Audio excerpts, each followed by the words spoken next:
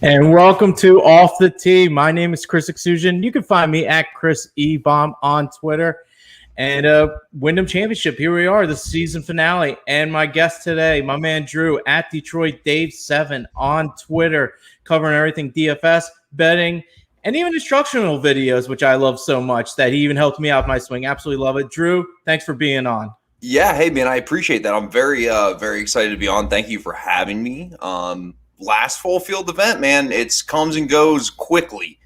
So we head into the playoffs. I mean, this has just been like a jam-packed year with the amount of majors that have been fit into a calendar year, with the Ryder Cup, with the Olympics. So it's just been nonstop, but it's exciting to be getting to the playoffs, and we'll have fun breaking this one down. Yeah, absolutely. And it was a good week last week with the WGC St. Jude. A lot of winners, honestly. I had to put them on the PDF. That's always a good thing. We had winners for Thursday, Friday, and Saturday on top of that. That was giving out games, plays for in general. So overall, good stuff. Plan on doing the same thing again. And this is it. It's kind of the super season's been really good. It hasn't really felt long, honestly, even though I've been doing shows every week for it, and which has been a lot. But you know what? It's been a lot of fun. I've been really enjoying the atmosphere with everything. Adam, thank you for checking in. Great supporter of the show, keep ratio, everything else, man. You are the man. Thanks for continuing to listen. I really do appreciate the support. And so Drew, at Detroit Dave. So obviously it sounds like you're from Detroit for the most part. Yeah. Born and raised in Detroit. Middle name's Dave. I know it's confusing. Oh, okay. All right. But yeah, so I born and raised in Detroit. I've been all over the country, man. Golf's kind of taken me different places as far as instructional wise and going through the PGA program. But now I'm back in Cleveland, Ohio, and beautiful Cleveland, Ohio. And so I've been everywhere, man, to be honest with you. I went to the golf academy in Myrtle Beach, took a job in Dallas, Texas, worked for a couple clubs down there. Nice. And all roads lead back to family. And so my family's from Detroit. My wife's family's from Cleveland. So here we are. Okay. Yeah. Understandable. Back where the wife is at, I can definitely respect that, yes. You gotta do your right part with that. Absolutely. No doubt. But yeah, it's cool, man. You've been all over for the most part. I kind of have myself. I've always been on the East Coast, near Philadelphia. I'm in South Jersey. I was living in PA for a little bit, came back home, but I went to school at University of Arizona. So I've been kind of on both different sides of the coast for the most part, but I enjoyed my time out there. But at heart, I'm an East Coast guy. So I actually had to go home. People thought I was crazy, but that's just I took a trip. The boys took a trip out to Tucson to play golf a few years back. We had a very good time, and we had the opportunity to go hang out downtown. And it was a good time. So, but hey, man, everything always leads back to kind of the home destination, just the way it works with family and wives, and just it's just the way it plays out. Yeah, absolutely, man. Things have a reason. I'm a big believer of that. And let's before we get into that, also I just want to give Drew also a shout out as well. He worked on my swing as well for free of charge. He's been doing that. I used a lot of tips that he pretty much broke down beautifully and slowed down everything for me. It was awesome, very informal. I'm becoming a student of the game, if you will, and I'm super hooked to golf. And if you want to get some pointers and stuff, he's your man. So be sure to hit him up at Detroit Dave 7. Yeah, man. Hey, I appreciate it.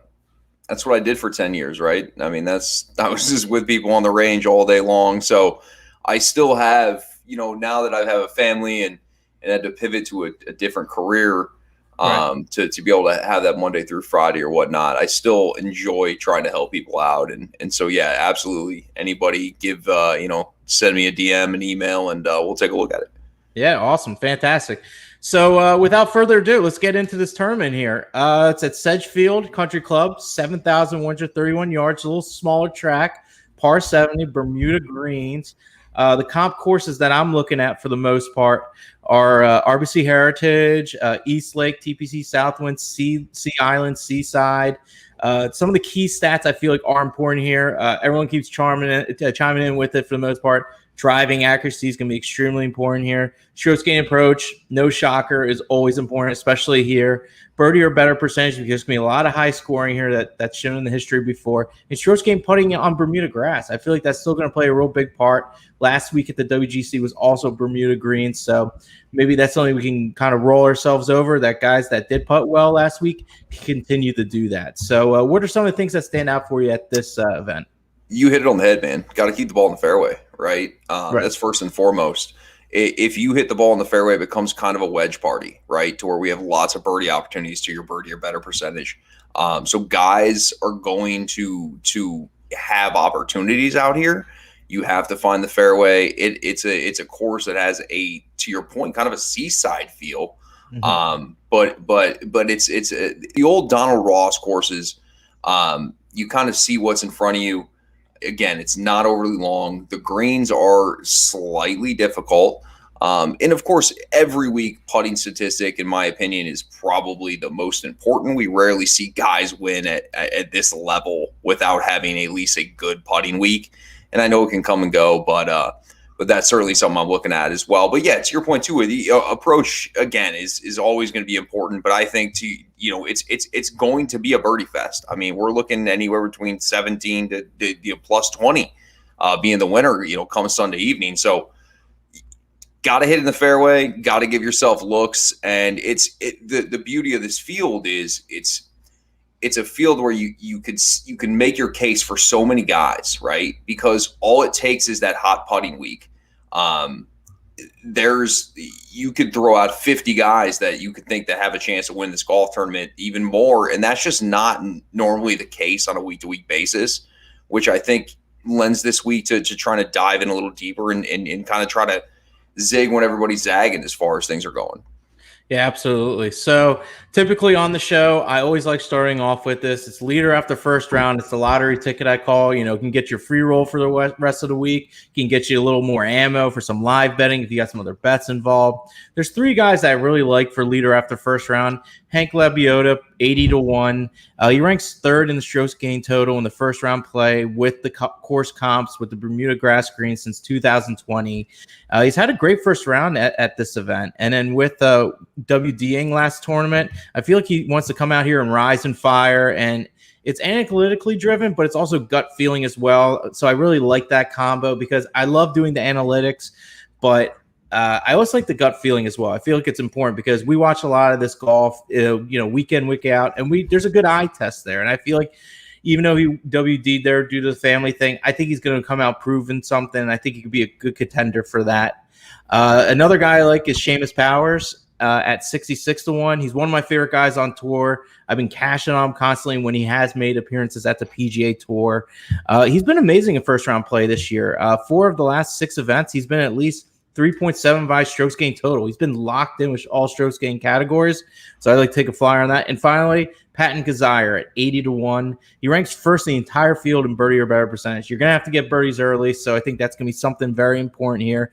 His putter's been a very good strokes gained category for first round especially. You're going to need that for the birdie or better percentage as well. Bermuda is his best putting surface. And this is also another gut feeling kind of thing. He just can rack up the birdies. And, I think he'll be an excellent candidate here. So those are the 3 guys that I'm looking at here. Who are some guys that you're looking at to make some noise for the first round?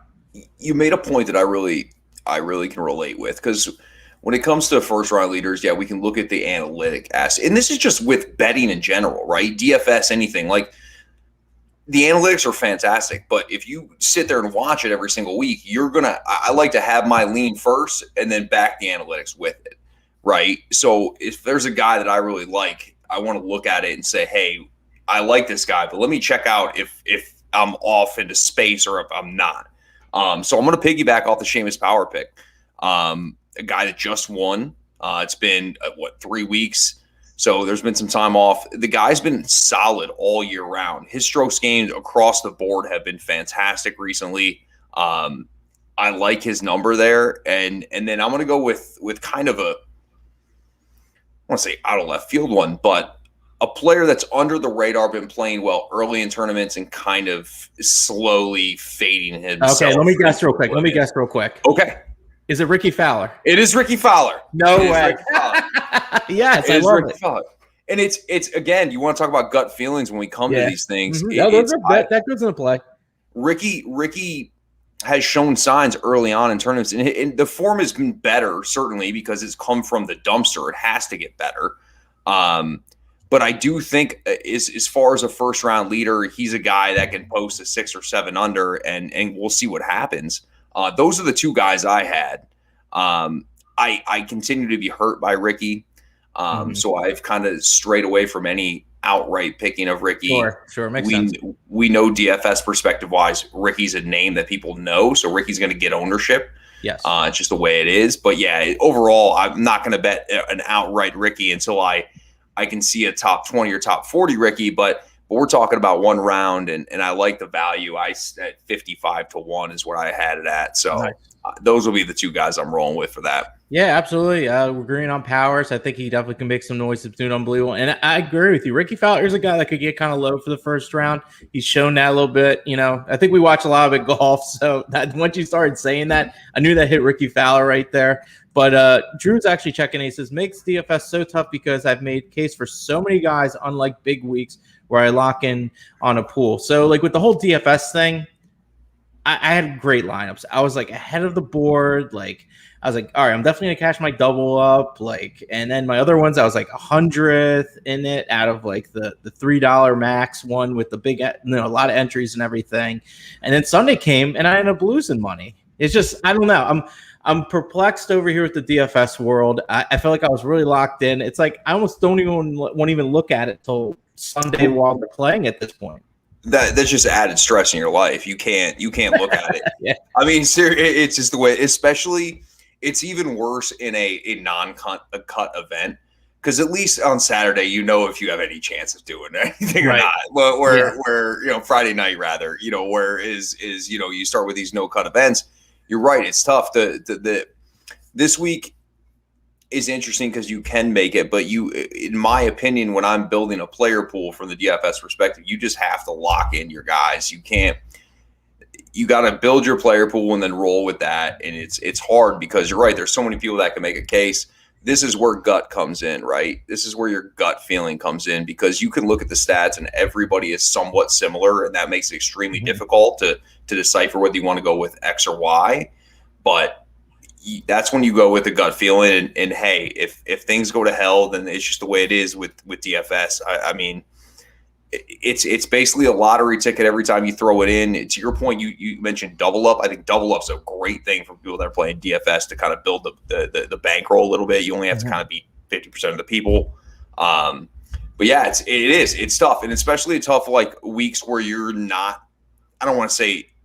If you're somebody that watches golf all the time, then it's not like surprising names, but you have to kind of dig a little bit deeper down in weeks like this to try to find guys that you might not be as familiar with to make a case for it, or where you feel comfortable to have them in your player pool.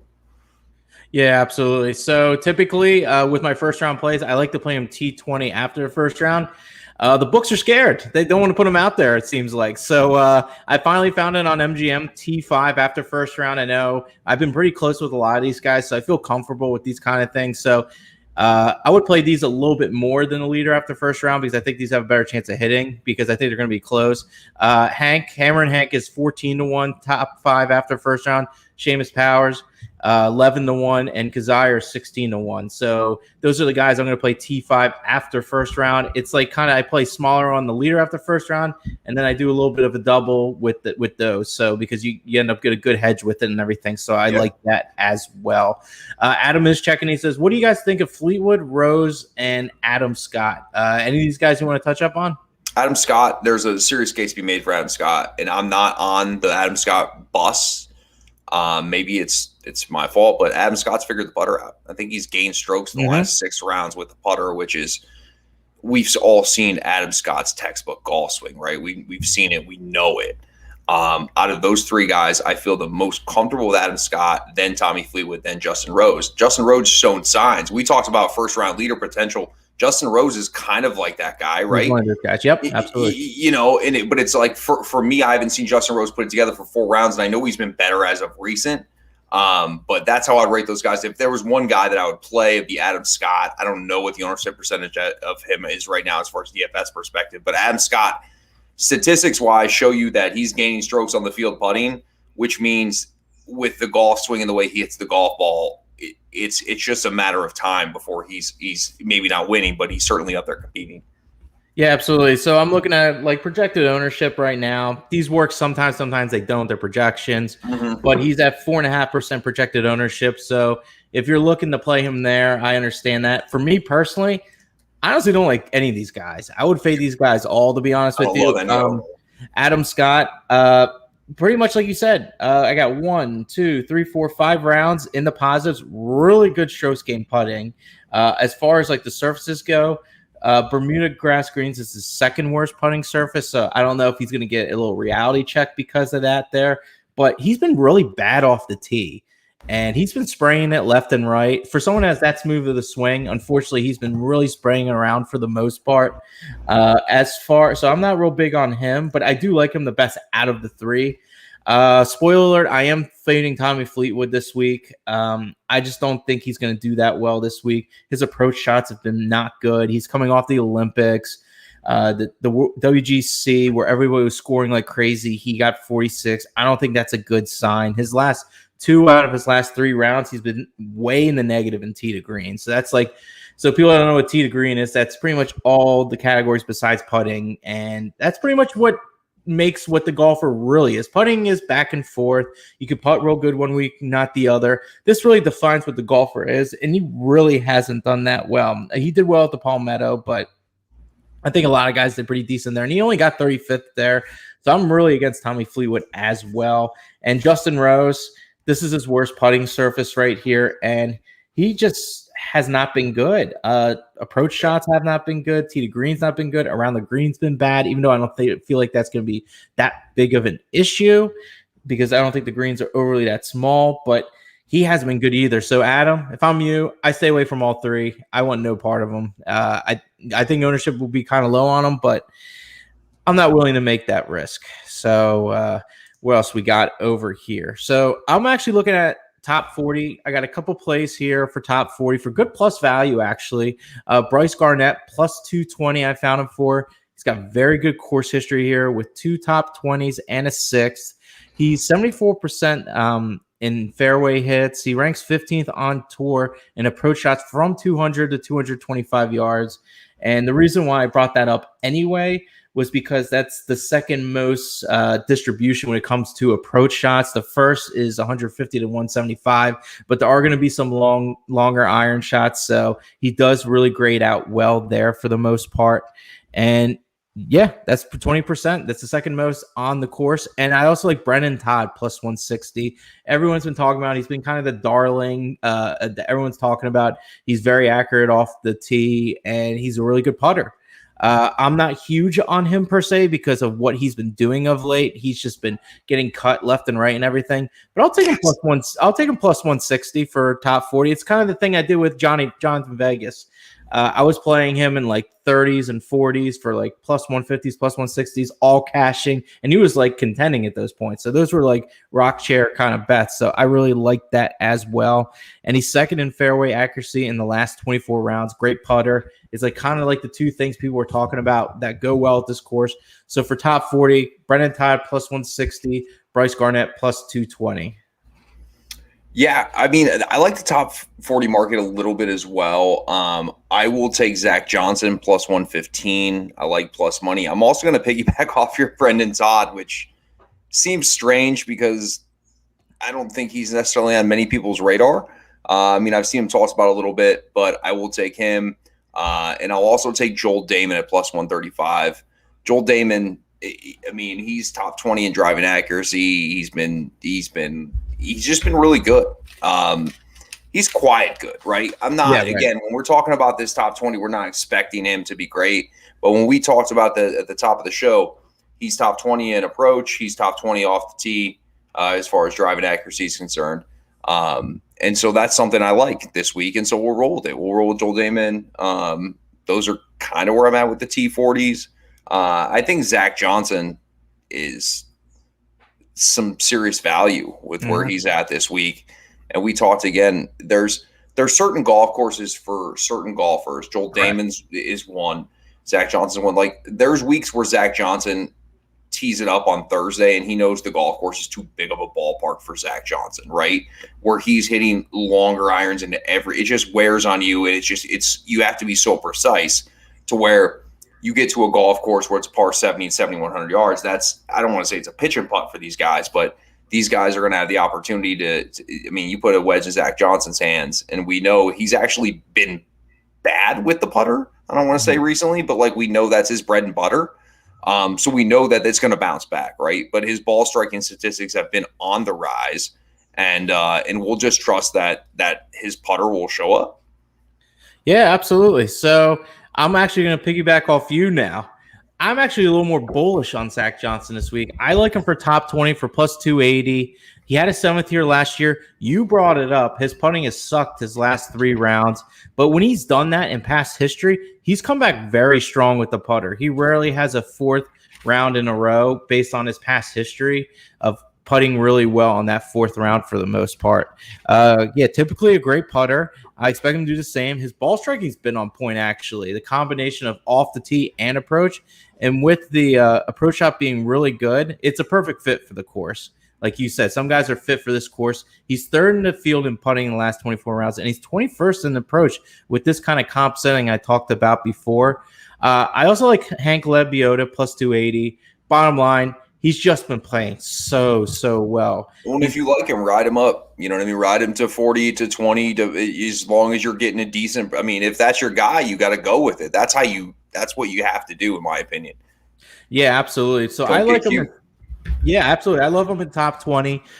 He's been solid in strokes gained totals in his last 9 events. Strokes gained tee to green, putting, around the green, approach, all been fantastic. He's finished 8th, 4th, 5th, except for his withdrawal he had because of the family emergency. He was probably going to tear up that course. I believe he can play well on any course at this point. I don't feel like there's a course he can't play well on. So I really like him at top 20. So I'm more than happy to take plus 280 with him there. Mito Pereira, I really like him as well for plus 260. Same deal as Hammer and Hank. He's been unbelievable. He's been able to get over. If I can get over 2.5 on my money with him on top 20, I'm all for that value. His approach shot's been dialed in. And his off the tee game's been good as well. He had a 4th at the Olympics. I think that says a lot about a guy that got put on a global stage like that. He has a 7th at the 3M, 5th at the Barbasol Championship. I like that as well. And finally, Brian Stewart, 4-1. He ranks 9th in strokes gained, ball striking, 8th in the comp setting as far as approach shots go. His best putting surface is Bermuda. He's had a 6th at the 3M, 15th at the Barbasol, 8th at the John Deere. He's been locked in, and his putter's been really solid with his approach shot. Great combination.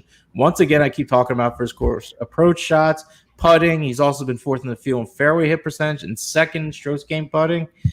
I really like James Treading, and I'm actually bullish on him this week. Those are the 4 guys that I'm looking at. Yeah, I mean, I'm just going to roll in with Joel Damon to my top 20. A guy that I like this week, 32-1 as far as top 20 odds. A guy that I'm really liking under the radar is Adam Schenk. And the reasons being is Adam Schenk has been going nuts lately. 3 of his last 4 have been a top 15. He had a 4th in his last start. He's gained, so what you could consider his weakness, he's gained strokes with the putter 3 straight tournaments.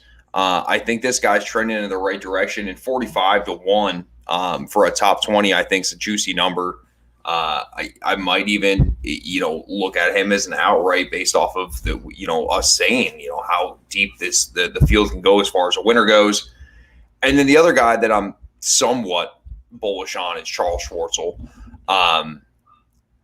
The game is in the right. I mean, it's just a form play for me. The 18-1 number is a little small. I don't like to go that small. Yeah, plus 180. Yeah. So anything 18-1, it gives me some caution. But if I'm going to be all in on Charles Schwartzel this week, then I just need to be all in on Charles Schwartzel. So I'll go with Schwartzel, Joel Damon, and then Adam Schenk at 45. Yep, 4.5 there. We got Schwartzel. I actually found him at plus 275. So be sure to shop around, guys, because the numbers do fluctuate a lot with a lot of books. For sure. Definitely you can get some good value there. We got Mr. Guru Nick checking in. Smalley plus top 40 plus 5-1. That's I'll be his honest guy. with you. He actually not under my radar for the most part. Do you have anything on him at all? He's played well. He's been, again, he's somebody that has made some cuts. His ball striking's good. He's gonna hit fairways. The odds are very lovely, and I'm sure that my guy Nick is on that. Talk about a guy DFS wise that's going to be super low owned would be him. And I think that there's some opportunity value wise in that market. But yeah, the top 40, Nick, I'm rooting for, man. Yeah, absolutely. I mean, honestly, has he been on the Corn Ferry Tour a lot, or has he just been a guy that I honestly I haven't even seen him really, and I watch PGA like every week. So he has, but he's been playing. I think he's Nick. If you're still listening, correct me if I'm wrong. I think 3 or 4 tournaments here in the past 2 months where he's actually had some decent showings. Okay. And I could be completely wrong, but I'm pretty sure of this. I know that that's Nick's guy. He no. There's probably not a whole lot there on your end. But yeah, it's mostly been the him not playing on the PGA Tour, but he's been really successful on the KFT Tour. So okay, all right. So he's a KFT guy, so I can dig that. That's cool. With some starts, over on the PGA Tour, which he's actually had some success. So okay, I get it, but I think that's his boy too. But I'll roll with it, man. I'm in. Right. I like the shout out. I mean, I'm looking at what he did right now. The John Deere Classic 47. That's about it. But hey, if he's worth a play on DFS, I might do it as well. And Drew's checking. He's the top 40 market for these guys. Sounds like the safest bet. 1 low round, 3 solid rounds. I agree. I mean, that's why I try to give you guys at least like plus money and like 2-1 money on these guys. I feel already pretty good about, and people have been talking about it as well. I think they're pretty safe bets for the most part. So we'll just go with that for the most part. I wanted to jump into the top 10. I got 2 guys I like. Keep it short and sweet. Seamus Power, he's my boy. You don't get much value for him for once in the top 20 market. So he's in like the plus ones or plus 160. Let me see what he's currently at. His odds aren't really that great for top 4. For top 20s plus 225. It's not horrible. I thought it was actually a lot lower. I still, honestly, if you want to play him for top 20, I think that looks great, honestly. I would play that as well. So I'm going to put that down as my play as well, because I didn't realize it was plus 225 for top 20. That's outrageous. I thought he was plus like 150 or something. More than happy to take that. So that's going to be on my play as well. But I like him for top 10, 4-1. I think he could definitely contend at this tournament. And so he's been real good for me. Obviously, I keep touting him left and right. I strongly believe he can do that in this field. Maybe not win, but definitely contend. He's first in the field in the last 24 rounds of strokes gained total, second in GIR percentage, first in scrambling, just in case he does miss that fairway. He's been awesome on the Corn Ferry Tour, grind and prove himself. And when he's been on tour, he's been great. He finished 27th last year here, even with bad putting and approach shots, which is like the opposite of what you want to do at this course. Sure. He still finished 27th. I think that speaks volumes. He also putts well in Bermuda. He won the Barbasol, 2 8s, a 9th in his last 6 PGA events. Love where his game's at. He's a guy that I'm looking at. Your thoughts about Mr. Power? I mean, again, I'm with. I have 1 top 10 written down, and that's the number. That's the guy. He's been really good. It's not even under the radar at most points. Everybody that runs a model sees his name continue to pop up, and for a while, everybody was like, "Why the hell is this guy's name popping up all the time?" Right. Well, because the game's there, and it's hard to fade it. He's really been good across the board, and that's the guy that I'm in on top 10 as well. Yeah, he's over at 5-1. And finally, a guy that figured out the putter, finally changed his grip, and it definitely showed. It was something that was a big downfall to his game. Who do you think I'm talking about, just for shits and giggles? Who changed their grip? Who changed their grip or their putting style, and then really showed their good putting skill from last week. Let's have a little fun. Who do you think I'm talking about here? I don't know. What are you talking about? Mr. Will Zalatoris. He had an unbelievable putting day. Good putting week in general. He was so good. We know how good of a ball striker he truly is. He's plus 250, 2.5 money right there for top 10. Decided to have the new approach to the putter worked. He actually gained 3.79 strokes gained putting, which has been really good. And that was at the WGC, and that was on Bermuda. I think he found something finally with the putter, and I think he's going to keep using that. He can score with the best of them. We know he can run on birdies left and right with his approach shots. And if his putter's working, I'm not saying it's Colin Morikawa-esque, but it's pretty scary. He's pretty good with that. And he finished 8th last week at the WGC, finishing in all positives strokes gained category. I think he's ready to go. He's got the pedigree. He hasn't won yet. I think he's definitely going to contend here. So plus 250. Mr. Will Zalatoris. Well, he has to. I mean, he has to win to play in the playoffs, right? Right. Whatever the funky thing that the PGA is doing where technically he's the 29th or 27th ranked player in the entire world. He doesn't have his card at this point is pretty ludicrous in itself.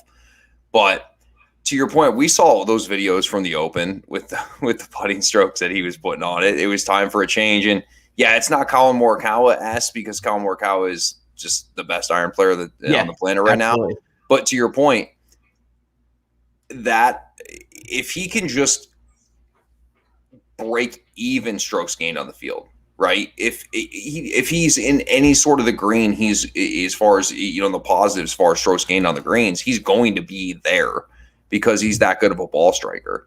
I like him a lot this week, and it's his alma mater. Where they are this week. Thanks for bringing that up. Yep. Yeah, so it's I don't want to say it's a feel good story, but there's something there. There's always good feelings going back home. I would be shocked if he didn't have a good week this week. And to your point, I mean, you start rolling in some putts, man, and confidence starts to gain, and you go from one technique to another. He was with the arm lock technique before. Sometimes all you need to see is some putts go in, and then the whole continues to look bigger and bigger and bigger, and he's going to give himself opportunities. So I expect big things from Will Zalatoris this week, and I've not been a Will Zalatoris person that's bet him really at all. But I think again, there's lots of different factors. Feel good story, and again, if he's gonna gain strokes on the greens, it's hard to not like Will Zalatoris. Yeah, absolutely. The only thing I'm concerned about is the fairway accuracy. He's only 55% on the fairway, but I'm ready to roll the dice with it. Like you said, there's a lot of good field story with it. That was kind of the thing that Max Homa went through with the Genesis. I think that's something you can kind of lean on a little bit. We know the ball striking's there. If he can get himself on the fairway, he's going to be extremely dangerous, especially with that putter kind of rolling pretty nice. So I like that as well. Is there any top 10s that you're eyeing up? Yeah, so just really the only one I'm rolling with at this point, Seamus Power. I definitely have some outrights, but that's kind of where I'm at with that. The top 10 market to me, I don't want to say I stray away from, but I find the value in the 20 to 40. Yeah, I agree with that definitely. And so I'll roll with a top 10 if the number's right, but it's kind of hard to find a number that you like as much as you do in that 20 to 40 range.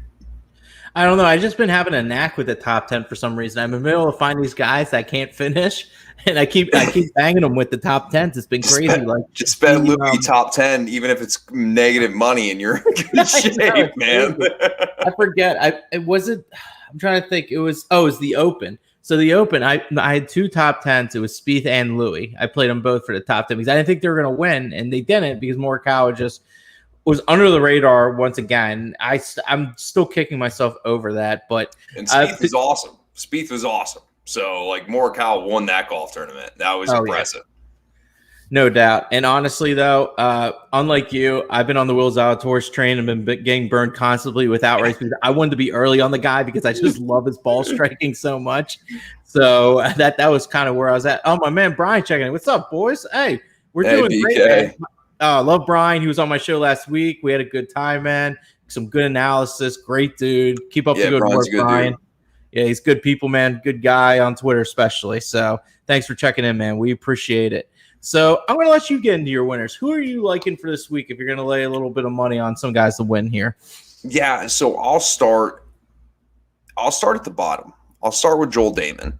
at 80-1. And I've kind of laid out the reasons I like him based off top 20 and strokes gained off the tee, top 20 and strokes gained approach. I think as to our points that we've been talking about, this is kind of what we at least imagine the recipe for winning being this week. I mean, hell, I think 6 of the last 7 winners have finished in the top 10 in driving accuracy for this golf tournament. So we know you have to hit fairways. That's kind of where we start. Mm-hmm. He's not, I want to say Joel Dahmen's always a guy that hits a lot of fairways, but he's been doing it recently, and we like to see that. So I'll start with him at 81. I'm going to go with Adam Schenk at 70-1 just because he's on a heater. Sure. And I think that there's value there. I got actually, 3 70-1 guys. I'm going to go with Brendan Todd, and there's no reason for me to take Brendan Todd because to your point, I believe it's 4 missed cuts in a row. I mean, it's been bad recently, but there's things there in your analytics that show he's heading in the right direction. We know he can putt the golf ball.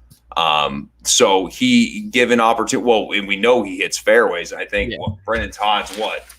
He's second in the field, first in the field. I mean, he's right there. He's first on the PGA Tour in driving accuracy. Yeah. So we'll take that, right? And I know again, this is a long shot with Brendan Todd, but we're gonna roll with it. I'm also gonna go with Zach Johnson. Again, it becomes any sort of fairway wedge show, and we know that Zach Johnson, again, we talked about it earlier, hasn't been putting well. You and I both agree that that's not going to last forever. Just the way the guy's built. And finally, I'm going to go with Kevin Streelman, which is another different one. And so I feel Kevin Streelman at 50-1 is good value. So basically, before the Open, there was 2 weeks where he got in DFS in like the 10K range, right? Like where his value got super high, and he missed 2 cuts, and then everybody fell off the wagon.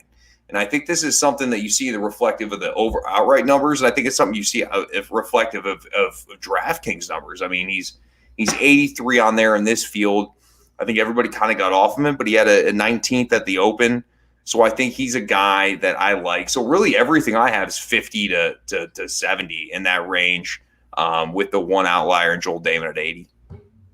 All right, nice. Yeah, I agree with you with the whole Kevin Streelman thing. He was kind of a guy I was looking at. He didn't quite make my board, but I thought he was worth a shot for possible first-round leader. I was kind of looking at him for that, but then just the metrics didn't really work out for me for the most part.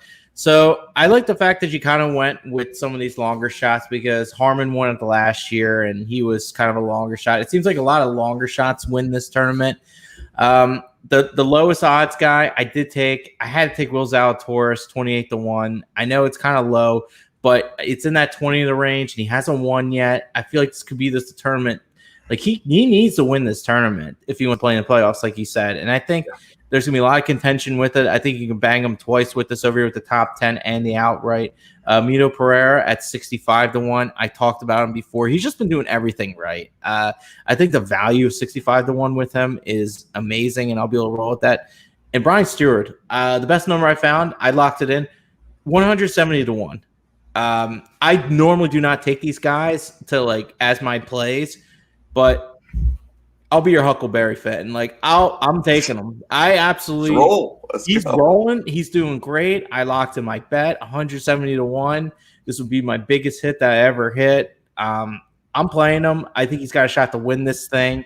And long shots have won this before. So I am more than happy taking him for 170. So that's what I'm kind of pulling for. But I really think my head is saying Will Zalatoris here. But my bankroll is definitely saying Brian Stewart 170.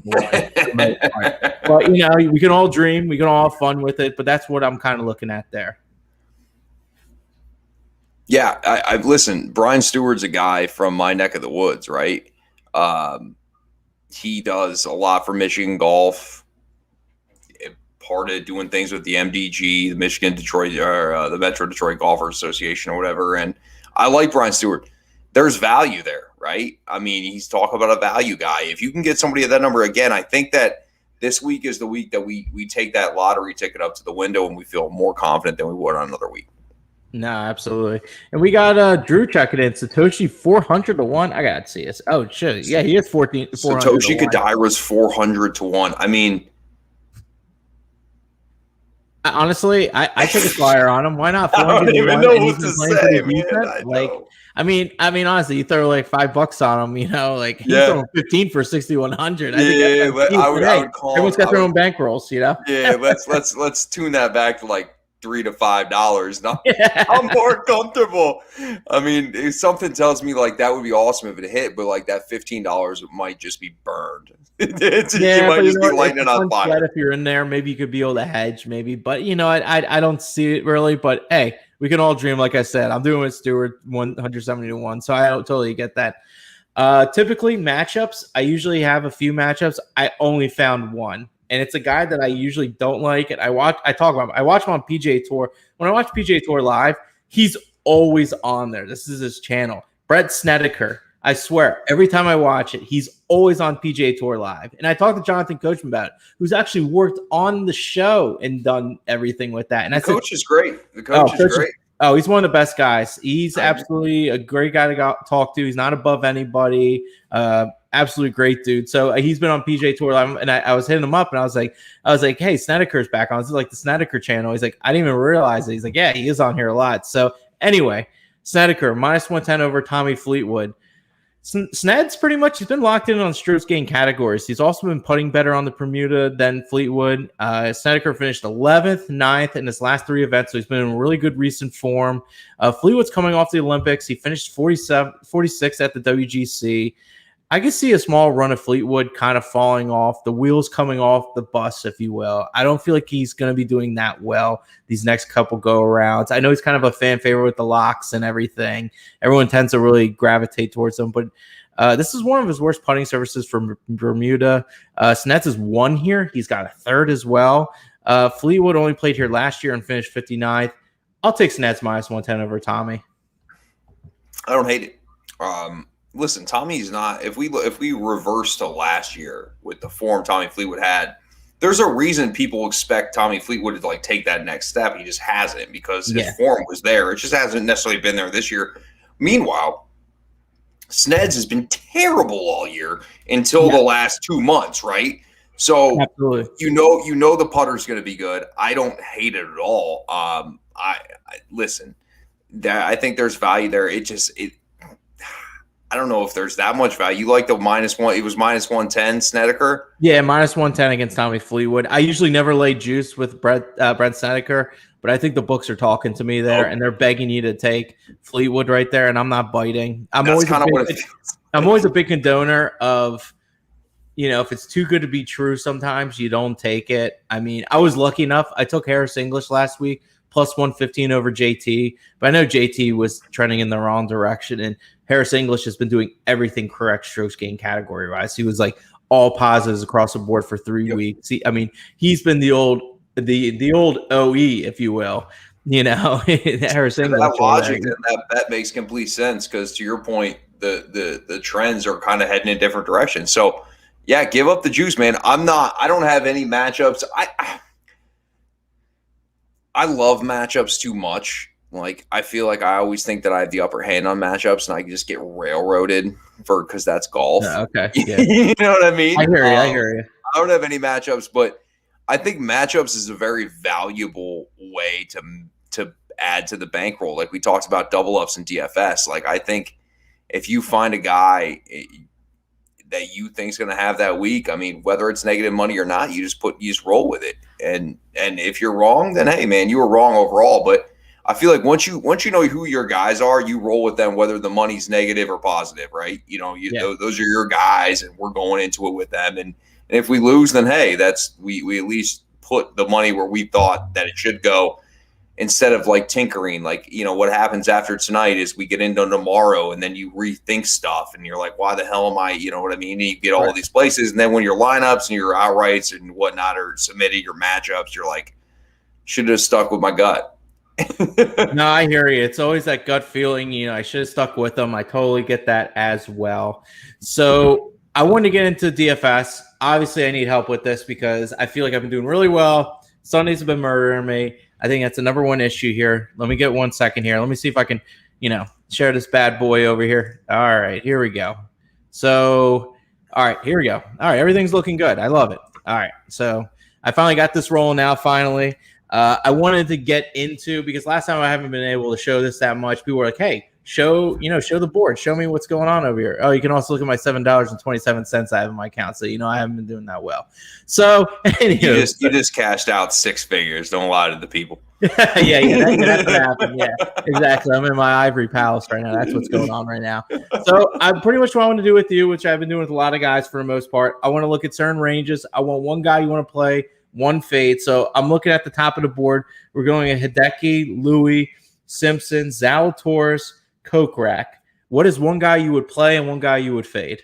Well, I'm going to fade Hideki, and the reason is he's $11,000. Mm-hmm. Like, I know Hideki had a good week last week. $11,000. I don't think Hideki's ever been over the 10,000 range. I believe this is his highest value that I can remember in DraftKings. Mm-hmm. I have to fade him because when we talk about DFS, we're talking about building lineups and starting at 11K. I think there's other guys there I'd rather play. So I will fade Hideki.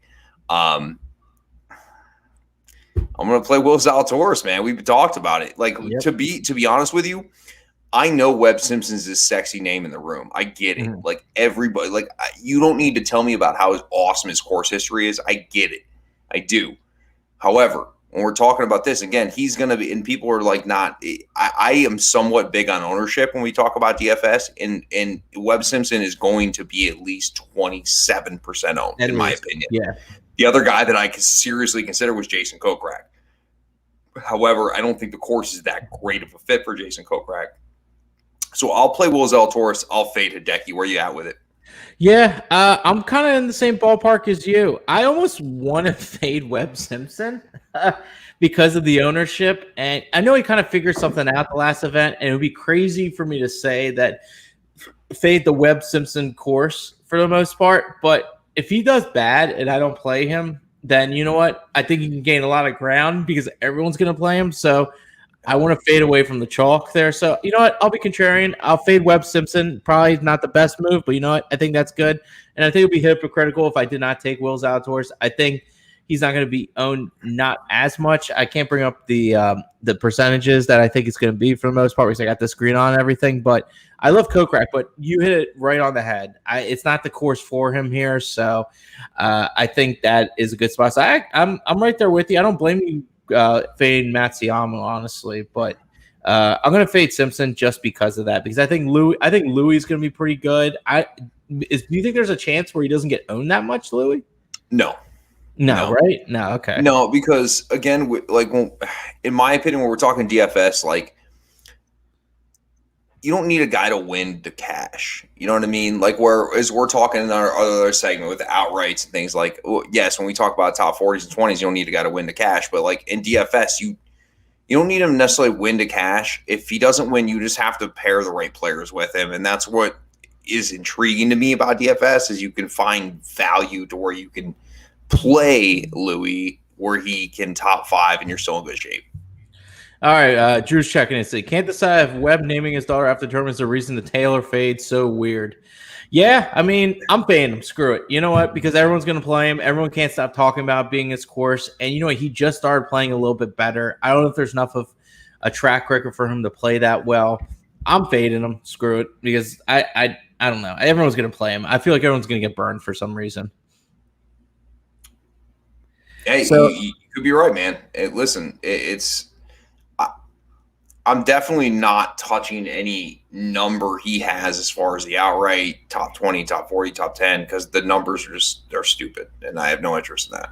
Yeah, I think if you could play something to get somewhat value, there's a leader after first round and the win. I believe he's around the 30 to 40 range. If you think he's going to start off hot and then win the thing, I think that's the only number you can really bet Webb Simpson at. If he leads after first round and win, the little combination. It's very hard to hit because a lot of guys that lead after first round don't win. But, I mean, he does have the pedigree for it. If you do want to place a bet on him, that would be the one I would. Not what I believe in, but if you really love him, I think that's the right play for him. So I'm looking at the 9K range now. We got Harmon, Fleetwood, Sungjae Im, Russell Henley, Matt Wolff, Adam Scott, Siwoo Kim, and Bubba Watson. Who is your play? Who's your fade here? Yeah, this one's kind of interesting for me because Matthew Wolff I beat up on a long time. Like, he was the easy fade of any number for a long time, but I don't think he's there right now. I don't think he's at that position. He's showing promise. So I lean to, is it Siwoo Kim? Based off of what last week was, and the strokes gained numbers were atrocious. I mean, he was terrible. I'm going to fall on Tommy Fleetwood here. I'm going to fall on the Tommy Fleetwood sword. He will be my fade in the 9K rather, pardon me, category for the reasons that you say. He just hasn't been great. Like, he hasn't. His number in DraftKings has always been inflated. And in my opinion, there hasn't really been a reason for it, right? He hasn't, opposite of what last year was when he was really, really good. There is not a reason why his number should be where it's at, especially in this field. No, I totally 9,700's too much for me. It's too much for me. It's a name salary for sure. It 100% is. And the guy that I'm going to play is going to be Adam Scott. Okay. And we talked about it. It was either him or Russell Henley. Yep. And I know Russell Henley's going to be the chalk pick of here. But I'm going to play Adam Scott for the reasons of the putter. And I just think that all it takes is a week of him figuring something small out, minute with a golf swing, and he'll have a successful week. All right, cool. I'm right there with you. I'm fading Tommy Fleetwood. I think that's an outrageous price for him. That's a money name. I'm more than happy to never play him. So be it if I get burned, whatever. Russell Henley is a guy I kind of do like. He's going to be a little chalky, like you said. I'm going Sungjae Im. He's very accurate off the tee. His approach shots have been getting better. It's not the Sungjae Im of old before the pandemic for the most part. But I really like – so I would probably play Sungjae Im, and I would fade Tommy Fleetwood. That's kind of where I am at right now. So let's get into the 8K range. So we got McIntyre, Kevin Na, Woodland, Fowler, Power, Kisner, Streelman, Munoz. Oh, these are all your guys. Charles Schwartzel, Justin Rose, and Eric Von Ruin. Who are you playing? Who are you fading? I'm fading Eric Von Ruin. And just for the reasons of, and I do believe that there's something to, I mean, he just came off his first win, right, at the Barracuda last week. There's a lot going on anytime you win your first golf tournament. It's the low-hanging fruit. But that's the reason I'm going to fade him. I'm going to go. Sorry, who are you going to fade again there? I'm going to fade Eric Van Rooyen. Oh, okay. All right. And I'm going to go off chalk here. Extremely off chalk. I'm going to play Gary Woodland. Okay. Why is that? Form. I mean, he's had a 7th and 11th in his last 2 starts. A guy that got sick, lost a bunch of weight, lost his game. Again, from everything that I've talked about and what I've valued in this golf tournament, it makes 0 sense for me to play Gary Woodland. Mm-hmm. This is a gut play for me. I'm going to play Gary Woodland. I mean, there's other guys out there that I may think that I would be more comfortable playing.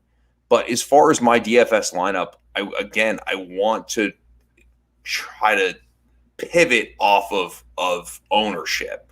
Mm-hmm. And I think being Gary Woodland is a good way to do that. And I think if you look at the form, the game's starting to come around. Yeah, that's good. I don't have his accuracy numbers up top for the most part, but I know he's very good with his long irons, which can come into play about 20% of the approach shots. So I really like that there.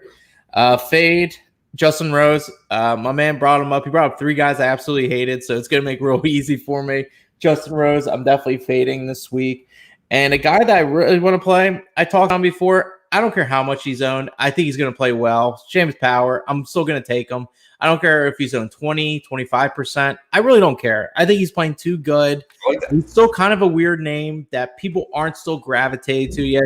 Guys like you and me that are locked in every week, and we see the numbers and everything. I think the smarter people in the DFS world will play him a lot. But I think a lot of guys that just play recreationally, they're going to throw out like a Ricky Fowler, which I think still will do pretty decent. DFS maybe wise, maybe a Kisner. He's always a popular name as well. A Woodland, things like that. So I really like Power there to play and Rose to fade. I like it. Beautiful, beautiful. So we're going to the 7K range. Everyone's favorite PGA Tour live player: Brent Snedeker, Piera, John Vegas, JT Poston, Taylor Gooch, Lucas Glover, Mackenzie Hughes, Patton Kazire, Leviota, and the list goes on and on. We got Zach Johnson, Harold Varner III, Ryan Moore. Oh, we're getting big. Brandon Gray, CT Pan, Chaz Reavy, Lanto Griffin. This is absolutely a big. I mean, you can go on DraftKings right now, and the list is beyond huge. I'm not going to name every guy in the 7K range. So we got a lot to choose from. Play and fade. What do you got for me, Drew? Yeah, I mean, again, for just to try to give a more of a value pick, right? Because I look at it from the perspective, if we can get somebody in the lower 7K range, it only helps to go grab a Webb or a guy you're comfortable with. I'm going to go with Adam Schenk, man. I've talked about it. He's at $7,300. To me, it's the perfect storm. Just the way that he's been playing. And the guy that I'm going to fade is going to be Lucas Glover. And there is no statistics to back me up here. Okay. With the Lucas Glover pick. The dude won a golf tournament for the first time in 10 years. What, 3 or 4 weeks ago? I don't remember exactly. You remember? Yeah. It's been a month. It's been a while. It's been a real long time. Right? Yeah. So Lucas Glover's game was really in a bad place. I get that it's coming around. But for me, we're listing Lucas Glover at 7,700. I can make more of a case for everybody around Lucas Glover and even under Lucas Glover, right? Brendan Grace, CT Pan are the two that kind of I'm not huge on, but like I can make a case for all these guys in 7K. I just feel comfortable with taking the Adam Schenk 7,300. I feel like it's a beautiful, beautiful spot to build lineups off of. That number just gives you so much flexibility. And so I'm going to go with Adam Schenk, and I will go ahead and fade G Lover. Okay. Sounds like a plan. So when I'm looking, the 7K range is pretty decent. You got a lot of guys that people like. It's really spread out for the most part. As far as a play goes, I will go. Let's see. Actually, I'm going to give you my fade first. I'm going to fade Keith Mitchell. He's a guy that's really long off the tee. I don't think he's necessarily a guy that is that accurate. Typically, these longer guys on tour aren't really too accurate. Let me just get the number up here real quick so I have it going on here. So he's 61% fairway accuracy, which isn't like the best in the world, but it's not horrible. His putting hasn't been that good. His off the tee numbers are good because of his distance, but I don't think you need a whole lot of distance here. So I think that takes a big weapon out of the bag for Keith Mitchell. And I did really well with Keith Mitchell. I played him on Jock Market the 1 week, and he ended up finishing in the top 10. And I ended up making some good bang for my buck for the stock market. But if I'm looking at a guy to really play this week that I think could do really well, that might not be as owned. Let me look real quick. I am looking at. I saw somebody on the low end here. This is tough because like there's so many of these guys that can play so well. I love the 7K range more. I have like 7K guys that I'm wanting in my pool. I mean, we talked about a bunch of these guys. I mean, a lot of this whole list is what we talked about. And you know what? Man, it's tough. Let me see here because this is I didn't realize this hard. The 7K range is going to be over here. I'll tell you what. Give me Snedeker. I've been kind of talking about him for a while. I don't know if a lot of guys are going to take him because I don't think he's that popular of a guy. He does have a little good course history here, so the ownership might get skewed a little bit, but I think he's going to play pretty well here for the most part. So let me do that over there. I'll take Sneds there. All right. Sneds it is. Sneds it is. I know. I'm really big on Sneds this week, and that's like the kiss of death for me maybe, but we'll see because I'm not usually big on him. So we're going to look at the 6K range finally. We got Hadwin former winner Jim Harmon, Stewart, Lee, Stallings, Thompson, Putman, Adam Long, Hickok, Who's going to Molinari. chew you in for Brian Stewart? Oh, well, that's already a given because I'm already touting him so much. I have to take him in the 6K range. I would look like a fool, even though Richie Wierenski's usually a good low play. So I always like him there as well. Bryce Garnett's in there. There's some guys that I've been lingering around in this range here. It's pretty crazy. I might be able to make a kind of a crazy lineup. We'll get into that a little bit later, but there's a lot of guys in 6K range. I could go through the list left and right. There's some guys that can rise and fire really quick here in the first round that are in this neck of the woods. But who are you playing and who are you fading? It's a huge list. So in the 6K range, I mean, I'll give you 2 plays real quick. I'm going to play Bryce Garnett. Beautiful. I'm all about that. He's made three cuts in a row, 2 top 40s. We're talking about the 6K range. We like to see that. He's 6th in driving accuracy to our point that we've been making this entire show. And he's 33rd in strokes gained putting. So I think that's a nice recipe for a guy at 6,800. The other guy that I'm going to play is Duff Daddy, Jason Duffner. Mm-hmm. He's had 3 straight top 30s. So, right, he's starting to make cuts. Listen, he has 0 top 10s on the year. His form hasn't been great on the year, but his form has been good lately. He's the only thing I can shoe in for this case is, he's in the top 60 with driving accuracy. He's going to hit some fairways. We all know he's sketchy as hell with the putter, but those are 2 guys that I like. I don't know if I have a guy that I'm going to fade in 6K. Yeah, I guess it's kind of tough. I think it's just good that you gave me the guys you're going to play because you could fade a bunch of these guys. Doesn't really matter. Yeah. So I like those plays right there. Guys I'm going to play, I'd be a hypocrite if I didn't take him. Brian Stewart, I really like him there. And I'm also on boat with you with who we were talking about with Bryce before. I think he's a great play as well. So that's another guy I feel like is going to do really good as well. But I have you on here. You're the DFS guy. I need your help. Let's make a lineup. I need a cashing lineup. I'm going to push all my chips in with this lineup. So I might make another lineup. I don't know. If I'm feeling froggy on Wednesday, I might do it. But this is going to be a lineup I'm definitely playing. So let's make a serious lineup here. We need the cash. I'll tell you what. This is going to be – so you know what kind of tournament I'm going to play in. This is going to be my double up. Okay, so we're gonna do a double up one. So we can't get crazy. I don't care. We can get crazy with it. If you feel like there's some good guys that we talked about before, this can be my double up. So let's use the lead off here. I'm gonna go with Adam Shank. Leading off with Adam Shank. Okay, Shank it is. We'll start off with him there. He's on the board. We got a range of 8,540. Okay, so. Snag your boys out Taurus, man. Yeah, let's rock and roll. Well, I don't want to be influenced, but I'm taking Willie Z. You love Willie. You were telling me how much you love Willie. Yeah. I was just thinking if I want to go low, I want to go high, that kind of thing. No, I can clean up the low stuff. Okay, cool. I'm going Willie Z then. So we have 8,100 average right here. All right, let's go with Zach Johnson at 7,500. All right, I like it. Zach Johnson, 7,500. We boosted up to 8,300. We still got 3 golfers left. Let me see what we can work with here. I am going to go – well, I got to go with my man Stewart. I mean, I think he's going to already play well, 6,900. We're going to boost up the average to 9,000 a player over here. Okay. Then I'm going to go with damn. We'll go with Kevin Streelman at 8,300. Okay, you're going to really give me some room here. So we got 9,700. I don't like spending it all. I've heard if you spend it all, you usually don't win. It's true. So it's true. There's no shame in leaving some salary. That I have learned. I've seen lineups that have won millions of dollars, and none of them spend all the money. So I'm going to leave some room here. Wow, man. Okay, for a double up.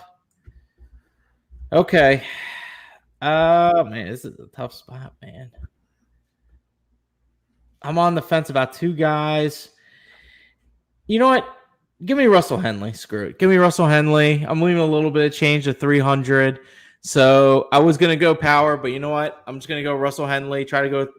I don't know. I'm probably going to get burned by it, but that's okay. This is a double up.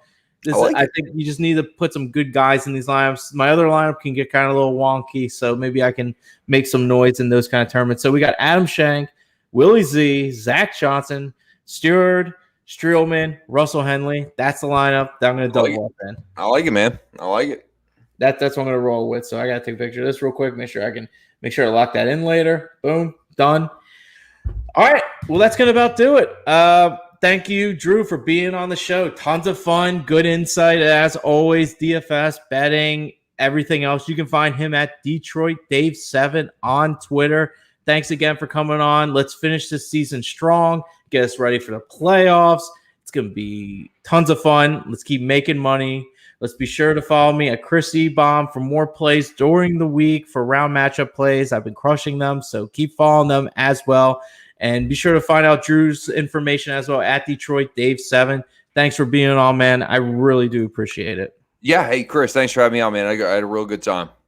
No problem, man. Let's go make that money.